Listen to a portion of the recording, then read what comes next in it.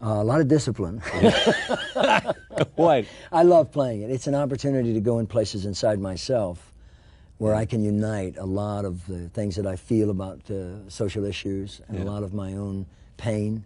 And I can walk around in that spot and do it in a sacramental kind of way, because that's what acting is to me, really. It's an opportunity to meditate, to pray, if you will. I know it sounds highfalutin, but I think of it that way. It's a very sacred time for me. And so, you came here when you were, what, 18 years old? Yeah. And went to the Living Theater? I started with the Living Theater. Yeah, you were the guy that opened the curtains? Yeah, I did, yeah. Judith Molina and Julian Beck were my first teachers.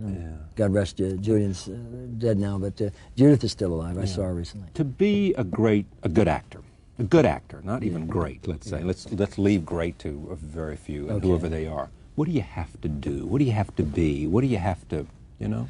I think you have to be smart enough to know that the most important thing you need is your intelligence.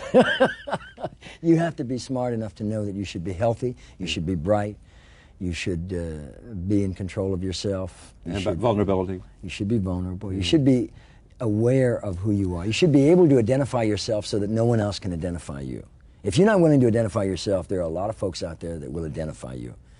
And so I think that's the primary resource of an actor is his self-identification. You can't, for example, to play ill, you must be well. You know, if you're already sick, it's not acting. You know, acting is not an accident. It's something you do on purpose. You make it look like an accident because you're in control of it, and it's a choice. But it's a very risky business, and it's a very important one, and a very sacred one. I know that actors that take it seriously agree with that, although I don't know if the public would. But I love actors. I think they're great. And you don't really care much about Hollywood. Oh, I care about it. Hollywood's been very good to me, very tolerant as well.